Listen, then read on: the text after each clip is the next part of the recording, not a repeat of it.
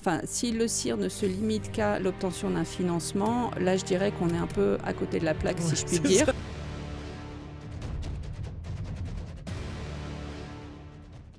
Bonjour Laetitia.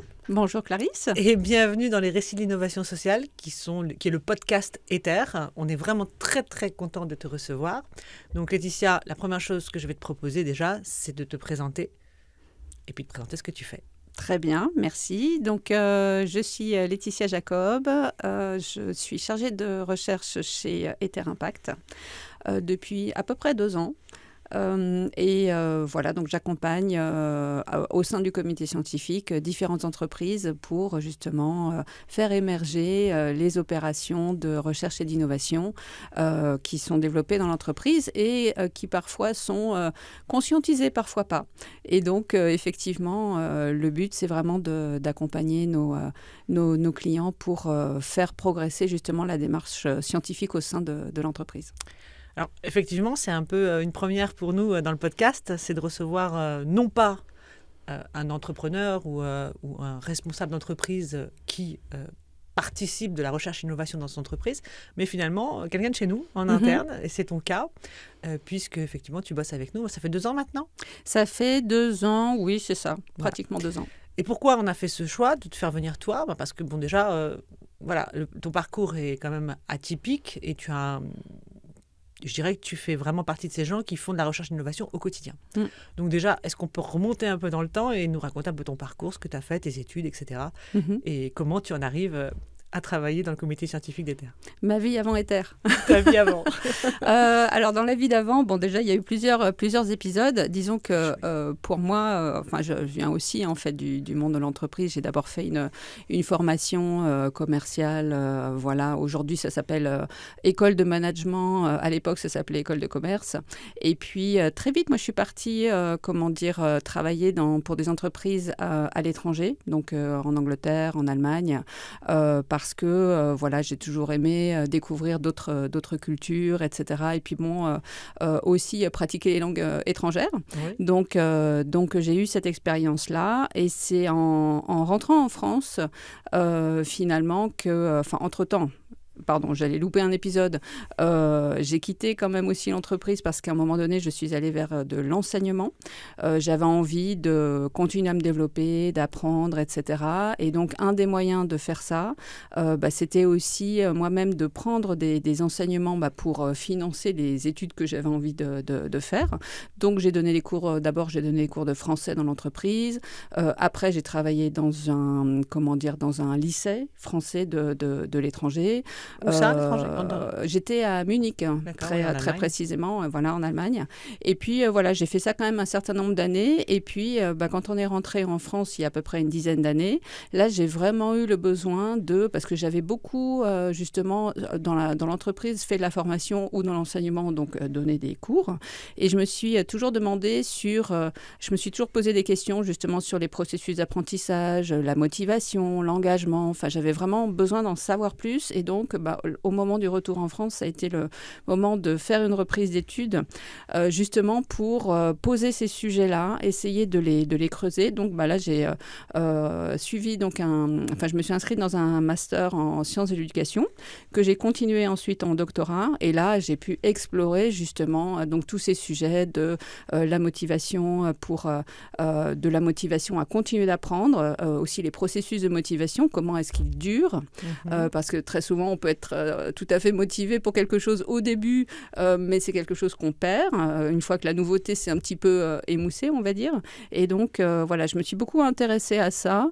Et puis voilà, c'est ce qui m'a amené ensuite, vraiment, une fois que j'avais mon doctorat, à vouloir continuer donc, à exercer une activité donc, en lien avec la recherche, mais pas forcément à l'université. Et donc, là, j'ai eu la chance de pouvoir rejoindre un organisme de formation. Donc là, j'étais responsable de R&D. Et puis, c'est dans ce cadre-là, voilà, c'était dans ce cadre-là, donc qui était en effet client de Ether. Et donc, c'est comme ça que j'ai connu Ether, que j'ai su qu'à un moment donné, Ether montait un comité scientifique. Et ce que j'ai trouvé formidable, c'était justement la perspective de rejoindre ce comité scientifique permettait de continuer à travailler sur des sujets de recherche, mais en pluridisciplinarité, et vraiment d'intégrer une équipe aussi avec d'autres chercheurs, et puis de voir tout le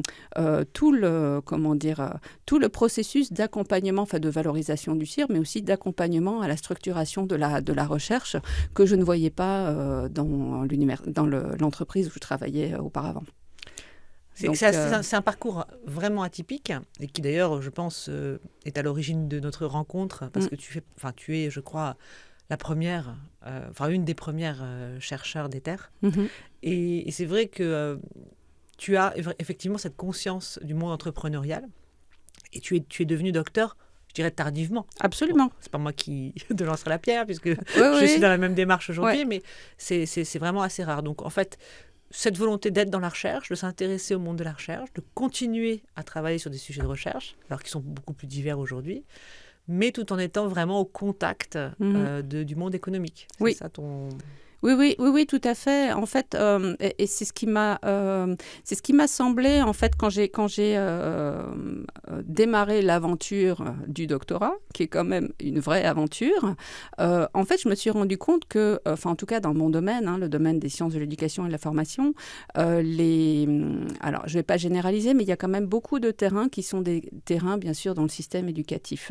Alors que je sais très bien que il y a de la formation professionnelle, il y a énormément de terrains autres où il y a de la formation donc pour les adultes qui est organisée et qui n'est pas forcément au fait de la recherche en sciences de l'éducation et de la formation. Et donc, ça, c'est vraiment quelque chose qui m'a assez rapidement, interloquée en me disant, mais finalement, ce qui serait super, ça serait de pouvoir rapprocher finalement à la fois les acteurs terrain qui tâtonnent, qui lancent des projets, mais qui, sont pas forcément dans une démarche scientifique, et puis qui peut-être parfois essayent des choses, alors que la littérature a déjà montré que on peut s'y prendre autrement, qu'il y a déjà des résultats de recherche qui permettraient d'éclairer un peu leur stratégie. Donc ça, en tout cas, à l'échelle des sciences de l'éducation et de la formation, c'est quelque chose qui m'avait déjà un peu, interloqué. Et c'est vrai que l'opportunité de rejoindre Ether, c'était justement de contribuer à construire ce pont finalement entre ces deux mondes. Et en plus, là, c'est aussi l'opportunité d'aller même sur d'autres problématiques, en dehors de celles de la formation professionnelle, mais d'autres problématiques. Et c'est pour ça que c'est intéressant d'avoir aussi, de faire aussi partie de ce comité scientifique qui est pluridisciplinaire, parce que c'est toujours intéressant pour un chercheur de croiser les regards et à partir d'un même terrain ou d'une même problématique, justement, de croiser les analyses et les regards. Donc, c'est ce qu'on a l'occasion de faire au quotidien. C'était pas facile pour nous quand on a créé Ether, parce que je pense que cette idée du comité scientifique et finalement cette mission que vous réalisez aujourd'hui au quotidien, toute l'équipe, parce que maintenant il y a du monde, oui. C'était pas naturel pour un chercheur, je pense, et c'était pas forcément vécu comme de la recherche, c'était pas compris. Parce que la R&D sociale, comportementale dans l'entreprise, c'est quelque chose quand même qu'on a complètement, finalement fait émerger avec Ether, et ça n'existait pas forcément comme c'était. Donc ça n'a pas été simple, et ton expérience entrepreneuriale et ta connaissance du monde de la recherche a vraiment fait évoluer les choses. Donc c'est ça que j'aimerais que tu partages, c'est finalement qu'est-ce que tu fais au quotidien pour les clients d'Ether, et comment tu fais évoluer la recherche dans l'entreprise. Disons que le fait d'avoir un petit peu la connaissance de ce qu'on appelle les process dans le monde professionnel, ça permet de déjà, on a tout de suite le réflexe d'aller identifier quelles sont les personnes qui sont porteuses du projet, etc. Auprès de qui est-ce qu'on va pouvoir avoir de l'information. Donc il y a un certain nombre d'automatismes comme ça qu'on peut assez vite mettre en œuvre, mais en même temps connaît aussi, on a une petite idée peut-être des limites, et notamment des limites en termes de collecte de données. Et là, l'expérience du chercheur est quand même utile, je dirais, puisque à partir du moment où il y a recherche, il y a nécessairement un travail de documentation, donc une fois qu'on a identifié la problématique, qu'on a isolé certains concepts, etc., on va nécessairement voir dans la littérature quel est l'état de la recherche à un moment donné pour savoir justement quelles sont les questions vives, qu'est-ce qu'on sait, que reste-t-il à savoir, etc. Donc ça, il y a ce réflexe-là, et ça, c'est quelque chose justement qu'on peut apporter aussi aux entreprises qui n'ont pas nécessairement l'habitude ou le réflexe, ni même l'idée, je dirais, de procéder ainsi.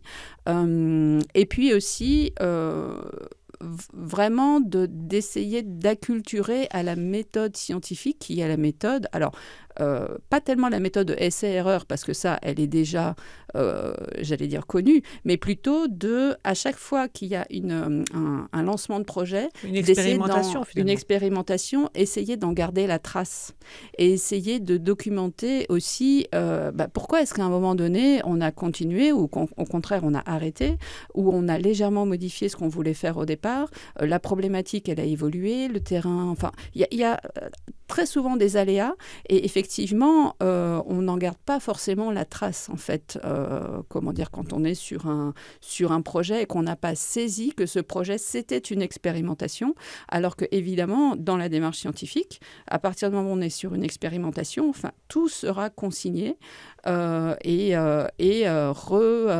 réexaminé à l'aune, justement, des connaissances scientifiques pour voir, là, est-ce qu'on est sur de la nouveauté, là, est-ce qu'on peut solliciter telle ou telle grille de lecture, etc. Et donc, c'est vraiment ce dialogue-là et cette pratique-là qu'on essaye de développer au quotidien. Donc finalement, au quotidien dans l'entreprise, le comité scientifique des terres, tu me dis si je le dis correctement, va discuter avec les différentes parties prenantes de l'entreprise pour analyser un peu ce qu'ils font, oui, de façon extrêmement concrète, exactement, au quotidien, ouais, sans le qualifier, simplement connaître ce qu'ils font, qu'est-ce qu'ils testent sur les différents sujets. Alors évidemment, toi, tu vas encore plus les porter sur toutes les problématiques de formation et d'amélioration des connaissances dans l'entreprise au sens large. Mais ça peut être d'autres sujets, puisqu'on le sait aujourd'hui, notre comité scientifique est pluridisciplinaire. Mais donc, c'est vraiment très concret. Et c'est seulement à la suite de cela que toi, tu vas dans ton coin plus analyser au regard de l'état de l'art, donc de la littérature, et finalement revenir vers eux en disant, là, on a potentiellement tel sujet, où vous l'ignoriez peut-être, mais vous êtes déjà en train de faire de la recherche. Oui, exactement. C'est exactement ça. Et comment dire, et c'est intéressant parce que effectivement, alors déjà le fondement finalement de toute cette démarche, c'est vraiment les entretiens. Comme tu l'as dit, effectivement, c'est au cours de ces entretiens. Alors nous, disons qu'on amène les personnes à expliciter exactement ce qu'elles font, ce qu'on appelle les entretiens d'explicitation. Donc en posant les questions de manière à orienter le moins possible la réponse, surtout pas de questions est-ce que c'est ça ou ça, pour pas enfermer la personne dans un choix, mais au contraire laisser vraiment la parole la plus libre possible pour vraiment faire en sorte que les personnes puissent non seulement décrire leur activité, mais aussi nous faire part de leurs problématiques, des difficultés du quotidien, etc. Parce que c'est souvent sur ces difficultés que, soit il y a un impensé, c'est-à-dire, il y a une difficulté, mais de toute façon, on n'a pas le temps de s'en occuper. Et donc, en discutant avec nous, ils se rendent compte que, oui, peut-être là, il y aurait quelque chose à faire et ça peut être l'occasion de faire naître un projet. Ou alors, il y a quelque chose qui a été fait, mais on l'a mal mesuré, on ne sait pas ce que ça a donné, etc. Et donc, notre rôle, ça va être d'apporter de la méthode pour justement tracer l'évolution de ce projet. Là, ça devient une expérimentation et la mettre en regard avec les connaissances existantes pour voir dans quelle mesure est-ce qu'on peut dire que, oui, là, il y a vraiment quelque chose d'intéressant, il y a un apport de connaissances potentielles et donc, ça devient là, il y a suffisamment de matière pour en faire un projet de recherche. Donc, j'aime bien dire, tu le sais, que Ethers aide à structurer et piloter des cellules de recherche et d'innovation et que c'est ça notre métier. Et qu'évidemment, on le fait financer via le crédit d'impôt recherche, mais pour moi, c'est assez accessoire. Et c'est bien la structuration de ces cellules de recherche qui fait la valeur de notre métier aujourd'hui, parce que ça transforme l'entreprise profondément. Hein, et on en parle très, très souvent en interne. Mais alors, effectivement, ton quotidien, c'est pas de parler avec des chercheurs, c'est de parler avec des gens de l'entreprise, quel que soit leur rôle. Et c'est toi qui tiens lieu en fait de chercheurs externalisés, impliqués dans les projets internes. Oui, alors oui et non, parce que ça nous arrive de parler avec des chercheurs, hein, puisque il y a des sociétés qui, heureusement, qui emploient donc des docteurs ou qui sont fondées par des docteurs. Et dans ce cas-là, effectivement, là, on va moins être sur cette démarche d'explicitation de la méthodologie de recherche, parce qu'évidemment, ce sont des personnes qui sont tout à fait au fait. Et donc, voilà, là, ce qu'ils viennent chercher, au-delà, en effet, d'une valorisation, ça va être un regard croisé, ça va être, voilà, une expertise quand il s'agit d'explorer comment dire, une question sur laquelle eux-mêmes ne sont pas forcément experts. Une prise de hauteur aussi. Voilà, une prise de hauteur, oui, tout à fait, parce que par exemple un docteur qui fonde une entreprise, très souvent, non seulement il sera pris par les questions de recherche, mais aussi par la vie de l'entreprise. Hein, donc avec tout ce que ça comporte en termes de suivi de l'activité, développement, financement, etc. Donc on peut tout à fait s'adresser parfois à des chercheurs, mais on peut aussi s'adresser à des porteurs de projets qui ne sont pas chercheurs à l'origine. Bon, après, qui peuvent être familiers de la démarche de recherche par ailleurs, hein, de par leurs études, ou mais en tout cas qui n'ont pas un rôle de recherche dans l'entreprise, donc qui sont porteurs de projets susceptibles de générer une transformation dans l'entreprise. Et là, en effet, donc on va les, vraiment échanger avec eux pour les accompagner sur la structuration. En fait, ça va passer d'abord par mettre en place une véritable méthodologie de recherche et puis aussi embarquer des équipes, former ces équipes de manière à ce que ce projet soit porté, soit vivant dans l'entreprise. Parce que nous, en fait, on ne se vit pas vraiment comme un chercheur externalisé, mais plutôt comme un accompagnateur, on va dire, de cette structuration de manière à ce que la cellule évolue dans l'entreprise. C'est ça. Et que les personnes soient vraiment embarquées, prennent la responsabilité finalement du projet de recherche, parce que très souvent, c'est assez proche de la stratégie de l'entreprise ou de ce qu'elle souhaite devenir ou développer par la suite. Et donc là, on comprend bien qu'il faut absolument que ça soit porté par des personnes en interne. C'est ça. Et surtout, ce qui est intéressant derrière, c'est qu'on leur apprend évidemment, notamment pour des raisons de conformité fiscale, à documenter véritablement tout ce qu'ils font, donc à garder trace du chemin parcouru.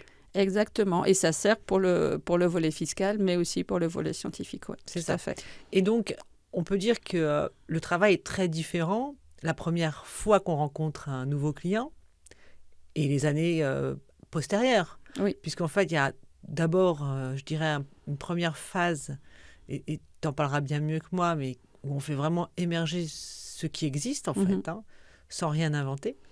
Et ensuite, là, les années suivantes, on passe finalement en construction d'une véritable cellule de recherche et d'innovation. Oui, tout à fait. Il y a vraiment effectivement un cycle de développement, je dirais. Après, on prend toujours le client là où il est. Voilà, la société avec laquelle on travaille, on va s'adapter le plus possible au stade où elle en est, en termes de maturité. Voilà, en termes de maturité de recherche. Mais effectivement, s'il s'agit d'une société qui n'a jamais, qui ne connaît pas le CIR, qui n'a jamais vraiment, qui n'est pas vraiment familière de comment fonctionne une démarche scientifique, ce qu'il faut faire, etc.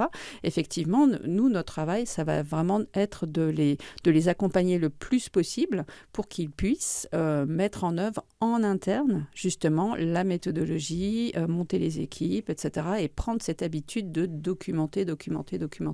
Et on le sait très bien, en tant que chercheur, on le sait, mais c'est souvent par la formalisation des choses, hein, c'est-à-dire le passage à l'écrit, que on va parfois clarifier un certain nombre de choses, des problématiques peut-être qu'on avait en tête, mais qui étaient un peu nébuleuses.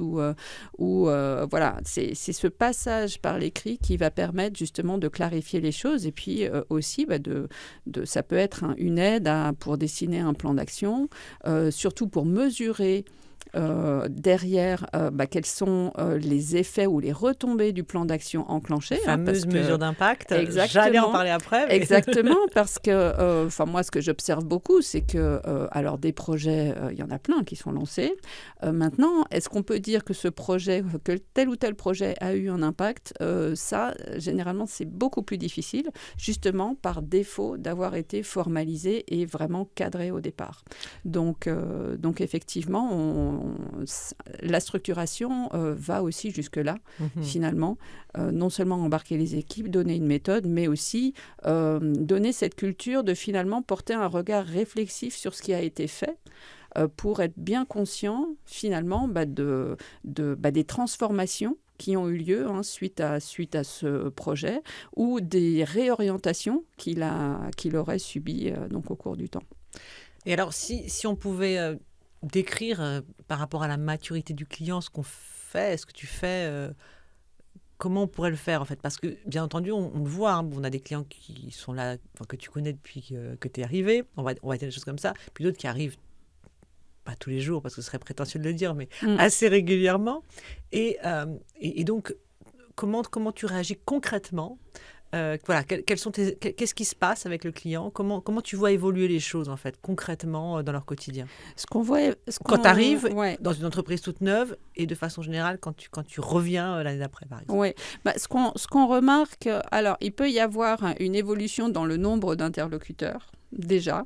Ah oui, ça c'est intéressant. Parce que ça veut dire il y a de plus en plus de gens qui s'intéressent. Voilà, il peut y avoir de plus en plus de gens qui s'intéressent ou alors qui sont impliqués. Donc souvent quand on démarre... C'est vrai que quand on démarre, on peut se rendre compte souvent, excuse-moi je te coupe, que ça peut venir à reculons. Parce que ça prend du temps nouveau. C'est vrai ce que tu dis. C'est ça, c'est quand tu vois l'intérêt. Oui, c'est quand même chronophage. Oui, c'est ça. Donc effectivement, on peut s'apercevoir aussi que peu à peu, on parle à de plus en plus de monde dans l'entreprise. Et donc ça, c'est vraiment un bon signe. Ça veut dire qu'effectivement, l'entreprise se rend compte que là, il y a vraiment un enjeu intéressant, que ça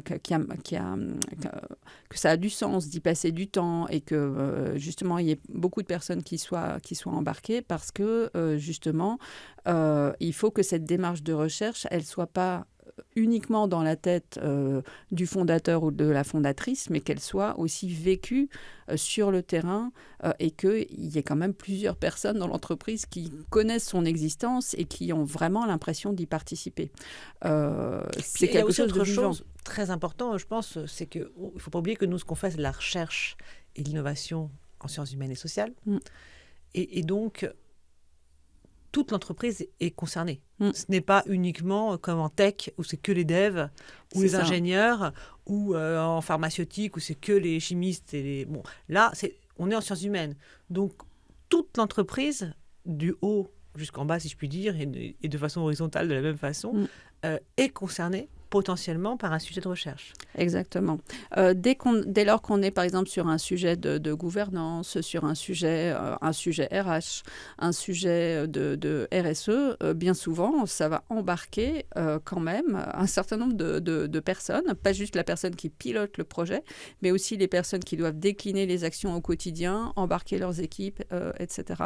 Et effectivement, ça veut dire que c'est des projets qui potentiellement touchent quand même relativement beaucoup de monde et c'est important d'avoir plusieurs points de vue, justement, notamment quand on est dans cette démarche de documentation ou d'analyse d'impact, parce que sinon on pourrait très bien conclure, le porteur de projet a l'impression que et donc, on pense que ce projet, voilà quel est son résultat, entre guillemets. Donc, c'est intéressant d'avoir une vision plus large. Et puis aussi, encore une fois, la recherche, c'est quand même quelque chose de vivant et donc, et qui se co-construit. Et donc, on voit qu'effectivement, on a un nombre d'interlocuteurs qui s'accroît. On voit aussi le nombre de projets Parfois, on est sollicité essentiellement pour une problématique précise. Mhm. Et puis, peu à peu, on s'aperçoit au fil des entretiens qu'il y a un autre sujet qui émerge. Et donc, voilà, le fait de...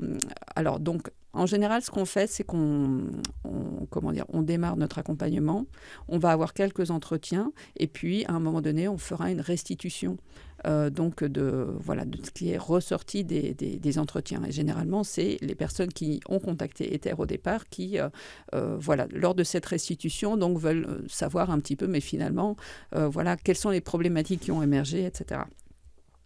Et c'est à ce moment-là, justement, que va vraiment pouvoir commencer le travail d'accompagnement. Et c'est à ce moment-là qu'il y a aussi une prise de conscience que finalement, notre accompagnement va être l'occasion peut-être d'affiner une stratégie. C'est là que je crois certaines entreprises, en tout cas, se rendent compte de l'importance de cette démarche de R&D et de son potentiel. C'est pas seulement cantonné à une problématique définie, mais ça peut enclencher une logique et une démarche de transformation au sein de l'entreprise, que nous on appelle structuration. Ça procède quand même d'une transformation. Oui. Puis on se rend compte que aussi d'une démarche, d'une idée qui est expérimentée de façon totalement empirique et un peu intuitive. Quand on est à leur côté, ça devient une vraie opération de recherche, donc avec déjà aussi un vocabulaire différent, puisqu'on va chercher dans l'état de l'art l'existant, donc on change aussi les éléments de langage. Et changer les éléments de langage, c'est déjà changer le projet. Oui. C'est lui donner une dimension plus professionnelle, plus structurée aussi. Et puis effectivement, comme tu dis, le formaliser, ça c'est extrêmement important. Alors évidemment, toi, tu fais partie du comité scientifique, donc on le sait, on a ces structurations. Donc toi, tu travailles plutôt sur les structurations et le pilotage de ces cellules de recherche et sur l'éligibilité des projets, en collaboration avec potentiellement l'équipe fiscale, si on va chercher du crédit d'impôt recherche, bien sûr, mais ce n'est pas quelque chose qui est prioritaire dans ton point de vue à toi. Sauf que tu te rends compte quand même que souvent les clients, réalisant qu'ils peuvent finalement trouver des financements complémentaires pour leurs expérimentations, et donc pour transformer leur entreprise profondément, eh bien, ils vont aussi réfléchir autrement. Et ça, tu le ressens un peu, c'est comme ça que tu disais tout à l'heure qu'il y a plus de gens dans l'entreprise qui viennent... Oui, on le ressent. C'est vrai que moi, c'est le volet, j'allais dire, c'est un volet qui me... Comment dire ? Je ne rentre pas du tout par ce volet-là, mais c'est vrai qu'effectivement, on le voit à partir du moment où le projet ou les projets prennent de l'ampleur, forcément, il y a plus de personnes. Et donc, forcément, c'est plus vivant dans l'entreprise, il y a plus de matière. Enfin bon, on travaille vraiment étroitement.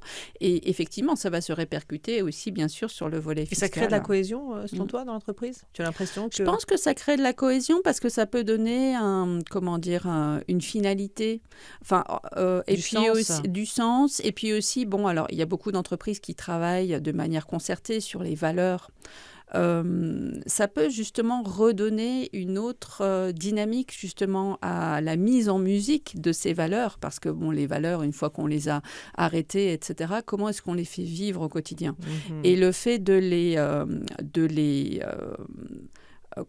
faire connaître les projets de recherche qui sont en cours, ça peut aussi donner de la vie à ces valeurs, de leur donner un nouveau sens ou une adaptation. Alors, je pense que tu dois sans doute penser à quelque chose de concret, mais est-ce que justement tu pourrais partager, sans citer les noms des clients, mais les projets de recherche, certains projets de recherche, ceux qui travaillent, ceux qui t'ont le plus marqué ou ceux qui sont le plus liés à ton domaine d'expertise, mais ce qui se passe concrètement, donner quelques exemples de projets de recherche chez nos clients. Oui.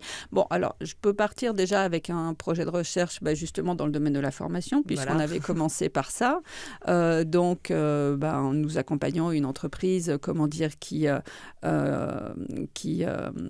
développe donc des formations à distance donc sur un certain nombre de métiers, surtout des métiers en lien avec la data, l'intelligence artificielle, etc.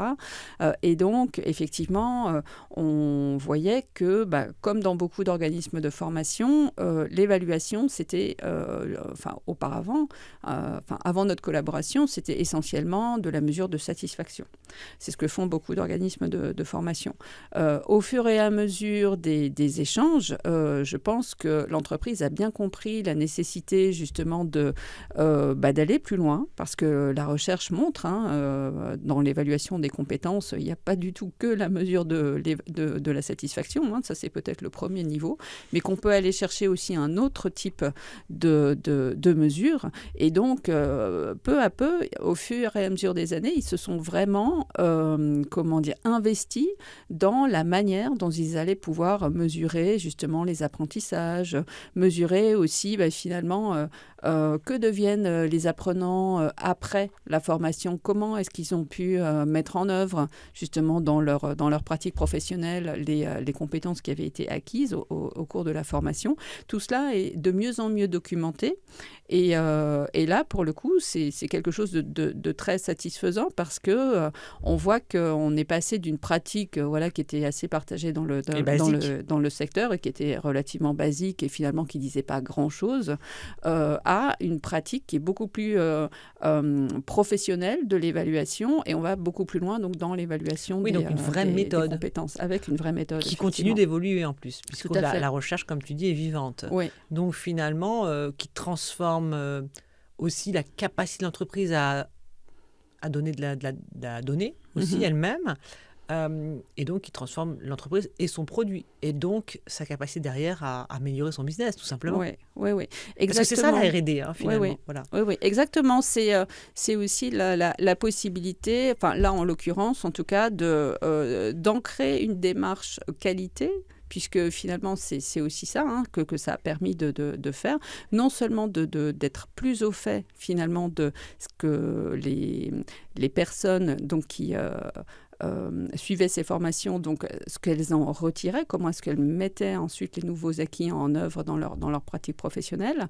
Et donc, ça a permis aussi de mettre au jour des dysfonctionnements, des choses qui étaient à reprendre, etc. Et donc, ça a procédé effectivement de l'amélioration de la qualité de ces formations. Et puis aussi, à un tel point que, là, il y a aussi d'autres projets qui sont enclenchés, qui sont vraiment... où là, la littérature ne dit pas encore grand-chose, c'est la personnalisation. On sait qu'avec les outils d'IA, il y a énormément d'individualisation qui est rendue possible maintenant en formation.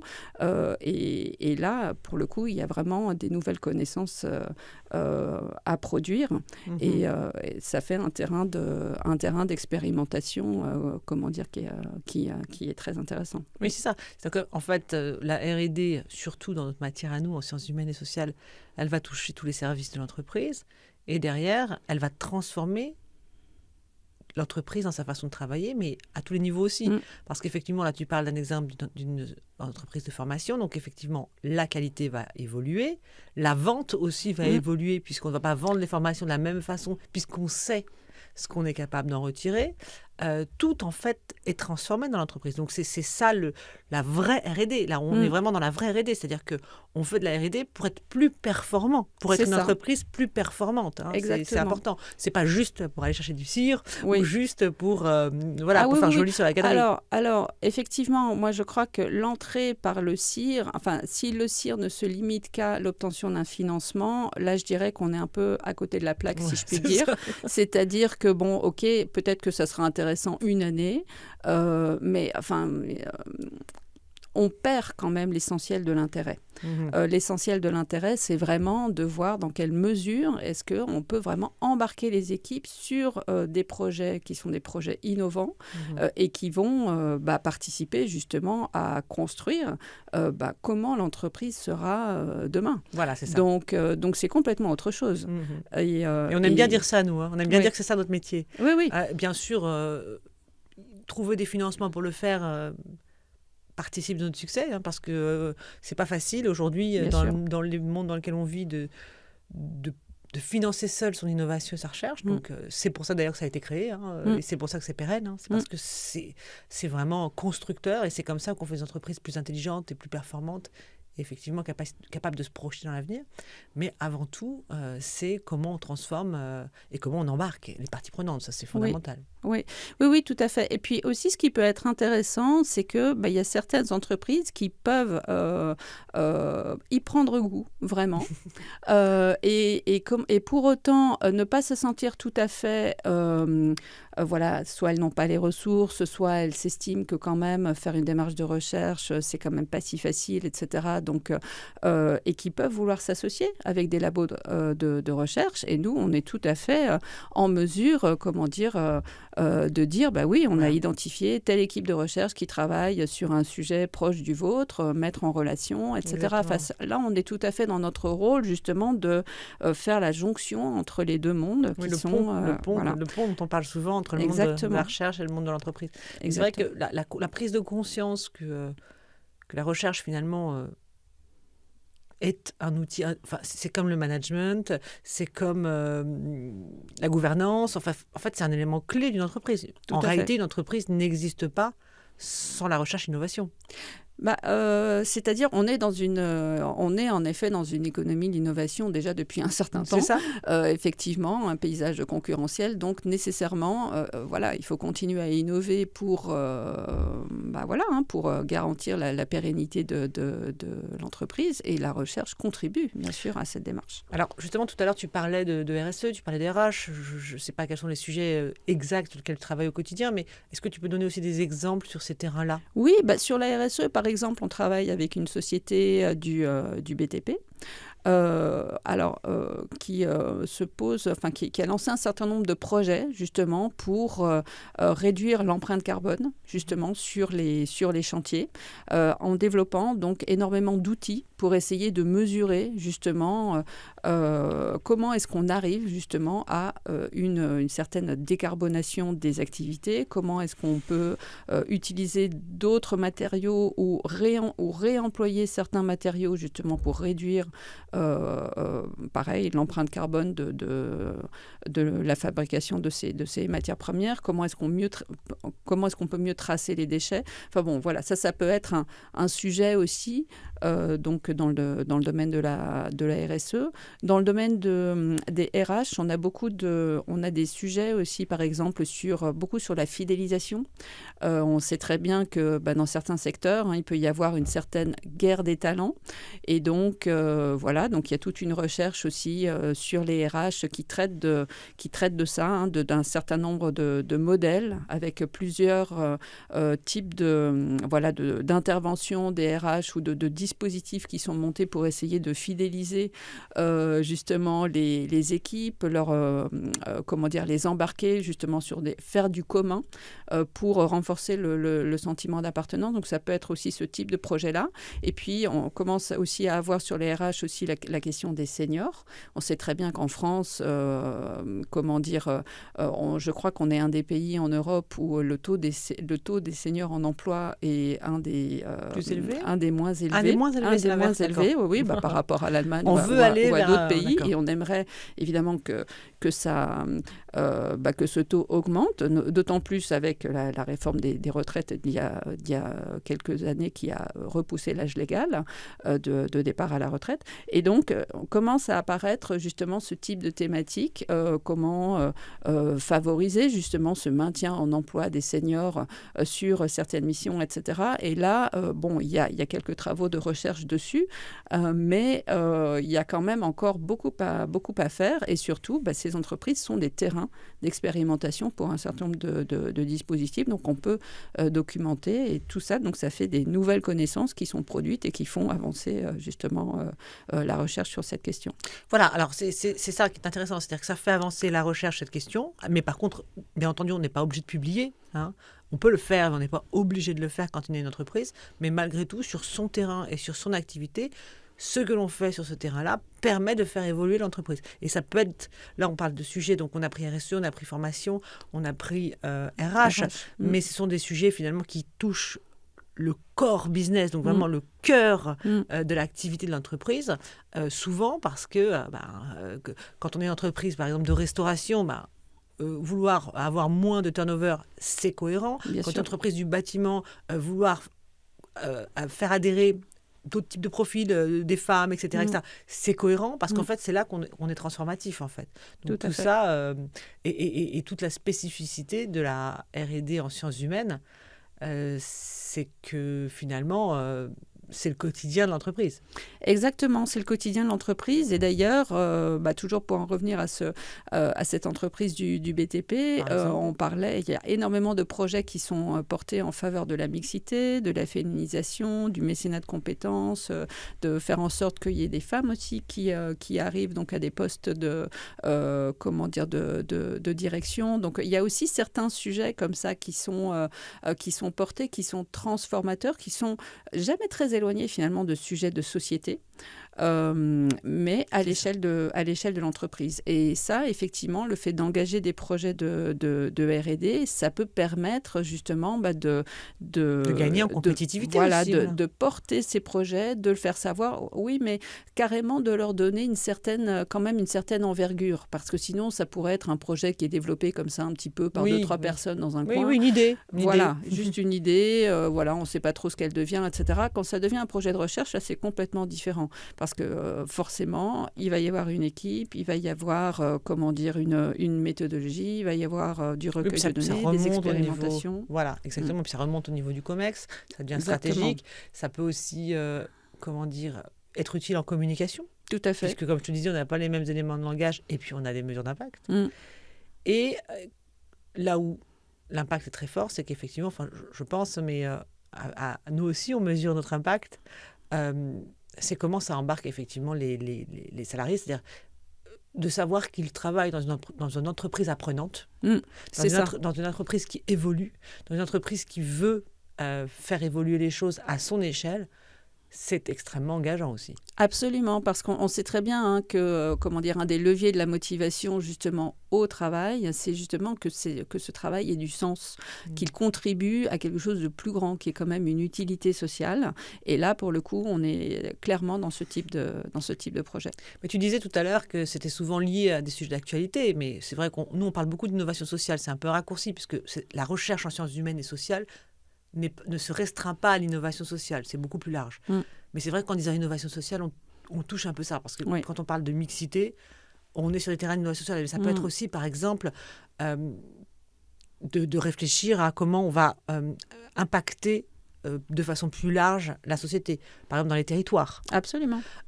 Tu parlais tout à l'heure d'écologie. On touche aussi à des sujets de société. Donc, évidemment, l'innovation sociale, c'est aussi le fait de dire... on fait évoluer la société. C'est-à-dire qu'aujourd'hui, l'entreprise devient un acteur direct de l'évolution sociale. Absolument. Et c'est en fait, l'entreprise est comme un microcosme finalement par rapport à la société, mais elle n'est pas étanche ni étrangère aux problématiques sociétales actuelles. Et donc forcément, on va retrouver des grands débats de société. À un moment donné, justement pour en revenir sur les RH, on parlait beaucoup dans les médias de quiet quitting. Ce phénomène de démission qui avait eu lieu aux États-Unis. Le bore-out, il y a plusieurs. Il y a plusieurs appellations. Il y a certaines sociétés avec qui on travaille qui ont cherché justement à mettre en place une sorte de modélisation de signaux faibles permettant de prévenir ou du moins d'essayer de voir qu'est-ce qui pouvait être annonceur de quiet quitting, justement dans l'entreprise. Donc ça c'est un exemple parmi d'autres, mais on voit bien que ce soit beaucoup sur les questions justement les questions de bien-être au travail, les questions on a parlé de mixité, de fidélisation, ça c'est quand même des questions assez transversales, de donner quelle place le travail doit occuper aussi dans la vie des gens, le fait que justement ils se sentent bien, etc. Évidemment c'est assez important. Voilà, tout ça, on peut... Puis ce qui est intéressant aussi, c'est que le même sujet n'est pas traité pareil selon l'industrie. Oui. Comme tu disais, on travaille avec du BTP. Bon, c'est pas pareil qu'une entreprise de service. C'est encore très différent d'une entreprise industrielle. D'ailleurs, on a quelques exemples. Je ne sais pas si tu travailles dessus. Donc, si c'est pas le cas, tu pourras... Mais bon, tu es quand même un peu au courant de tout, forcément. Dans l'industrie, on a aussi des sujets de recherche qui sont assez géniaux. Oui. Notamment, bon, c'est vrai, les problématiques de sécurité, mais qu'on peut aussi avoir dans le BTP. Mais bon, un exemple que j'aime bien, c'est un équipementier qui vraiment va transformer même ses méthodes de vente en fonction du gaspillage alimentaire, en fonction des maladies professionnelles. Donc, tu vois, il va y avoir vraiment une façon de travailler où on est directement dans l'impact qu'on peut avoir dans la société et ça va nous donner un argument de vente supplémentaire. Donc, ça va vraiment transformer même ce qu'on vend, en fait, même son produit. Absolument. Alors là, en effet, je crois que je vois le cas dont tu parles. Effectivement, là, c'est en effet une société très intéressante et qui a mis, pour le coup, la recherche vraiment au cœur de son fonctionnement et de sa démarche d'innovation. Voilà, chacun a sa maturité, mais tu vois, c'est toujours bien. Qui s'est aperçu, comment dire, que c'est une société qui, pendant des années, a développé des produits, justement, pour l'alimentation. Comment dire, aussi bien dans la restauration collective que dans la grande restauration gastronomique, qui développait des produits et puis ces produits, parfois, ne trouvaient pas preneur. Et donc, ça faisait beaucoup de développement, beaucoup de fabrication, beaucoup d'énergie consacrée à des produits qui finalement n'intéressent personne. Et donc, ils ont complètement changé leur manière de faire, justement en envoyant un peu des enquêteurs sur le terrain, justement auprès des professionnels, des personnes, donc dans les cuisines, des restaurants, des collectivités, etc., pour justement documenter quels étaient les besoins, quelles étaient les problématiques liées aux troubles musculo-squelettiques, par exemple, quand une marmite est trop lourde, des problématiques d'organisation dues aux espaces exigus, le nombre de pas dans les cuisines, les nombres de pas, etc. Sachant que quand on a un service et qu'il faut envoyer, 300 couverts en très peu de temps, il faut quand même que les choses soient bien organisées. Et qui donc, qui s'est basé donc sur le résultat de ces enquêtes pour identifier un certain nombre de besoins et donc qui a développé finalement les produits. Des nouveaux produits. Voilà, suite aux enquêtes, suite aux résultats de ces enquêtes et donc qui a enclenché donc cette démarche de gaspillage alimentaire, c'est quand même pas rien. Je veux dire, voilà. Là, il y a un vrai impact sociétal. Donc c'est assez fabuleux de voir à quel point ça transforme l'entreprise de A à Z, en fait. C'est ça, effectivement. Donc, qui est non seulement parti d'un besoin existant, mais qui, en plus, a ensuite enclenché une démarche d'innovation par la conception, avec des développements de prototypes qui reviennent sur le terrain, qui sont essayés sur le terrain, et tous les retours sont documentés, etc., pour développer le produit idéal, si je puis dire, ou celui qui trouve vraiment consensus auprès des professionnels et concentrer donc sa production sur ce produit-là. Donc là, pour reprendre cet exemple-là, là, on est vraiment typiquement au cœur d'une démarche de recherche qui va véritablement influencer toute l'activité, même la production au niveau industriel, et ça va avoir des impacts sur l'organisation, ça va avoir des impacts sur comment est-ce qu'on gère les compétences en entreprise, parce que telle technologie nécessite des compétences, il y a peut-être un autre procédé de fabrication qui, lui, s'appuie sur d'autres compétences, donc il faut gérer cette polycompétence, comment est-ce qu'on fait, etc. Enfin bon, ça va ensuite entraîner d'autres types de problématiques de recherche sur lesquelles on travaille également.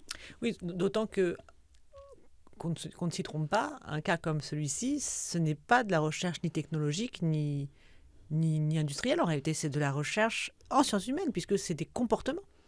C'est des comportements, tout à fait. Alors, il y a quand même un investissement. Il y a bien sûr.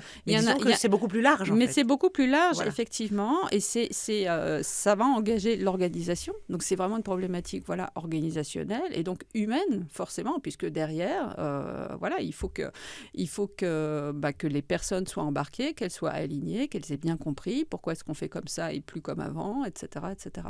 Donc oui, non, c'est très intéressant. Et moi, j'aime beaucoup, personnellement, les travailler avec l'industrie parce que justement, on voit bien justement comment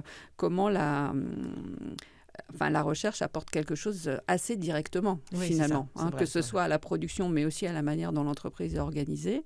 Je pense aussi à un autre acteur industriel qui, lui, développe des machines-outils pour automatiser certains processus de production ou la robotiser, et ça va avoir des implications ensuite sur le travail des opérateurs, forcément. Leur sécurité, même peut-être leur genre. Enfin, c'est totalement délirant parce qu'on ne se rend pas compte de l'impact. C'est ça. Ça va avoir aussi une influence sur comment les opérateurs de ligne, qui peut-être que jusqu'à présent réalisaient certains gestes qui étaient des gestes pénibles, répétitifs, etc., sous l'effet de cette nouvelle technologie, vont faire d'autres gestes, vont piloter un robot et plus du tout, je ne sais pas moi, taper sur un clou, mettons. Oui, je raccourcis, Oui, bien sûr. mais et forcément, ils vont voir eux-mêmes leur métier différemment, le métier devient plus attractif, ça change énormément de choses. Oui. On pourrait, je pense, toutes les deux discuter comme ça longtemps, il va falloir quand même qu'on avance. Donc, je vais te poser ma traditionnelle question qui clôture un peu nos entretiens. Comment tu vois ce que tu fais aujourd'hui dans quelques années, je dirais 5 ans, toujours chez Ether, bien sûr, mais concrètement, comment tu vois les choses par rapport à ce qu'on fait aujourd'hui, par rapport à aussi la vision que j'essaie de partager au quotidien. Comment toi, tu vois les choses? Comment tu vois ton métier dans quelques années? Alors, moi, je le vois évoluer, justement. Alors, j'ose espérer que les clients que nous avons actuellement nous accompagnent toujours. Et donc, on avance de plus en plus dans la structuration. Je pense que, justement, on va pouvoir aussi développer un certain volet formation pour, justement, pouvoir les acculturer de mieux en mieux à la démarche de recherche. Je pense aussi développer des partenariats, même avec des universités, par exemple, pour justement encore mieux faire dialoguer le monde économique et celui de la recherche à notre échelle. Mais ça serait déjà pas si mal. Donc voilà, moi je pense que à horizon 5 ans, je dirais, c'est vraiment sur ces axes-là que j'ai l'impression que les choses pourraient se développer. Et puis, si je peux ajouter quelque chose que j'aimerais aussi, moi, de mon côté, c'est qu'on fasse gagner en maturité, encore plus maturité, nos clients sur ces sujets de recherche. Et je pense que ça arrivera parce que je le vois déjà. Et ça va être joli à regarder, en fait, quand on va se retourner. Ouais, ça sera le résultat, justement. Ouais, ça sera le résultat. Et je pense, en effet, on pourra s'appuyer sur certaines échelles de maturité pour regarder un petit peu dans le rétroviseur et se dire, tiens, là, on est passé de là à là. Et ça va dans le bon sens. C'est ça. Merci Laetitia. Merci pour toi. Ce moment partagé. Et si vous souhaitez écouter nos prochains épisodes, n'hésitez pas à vous abonner pour pouvoir connaître tous les récits d'innovation sociale d'Ether.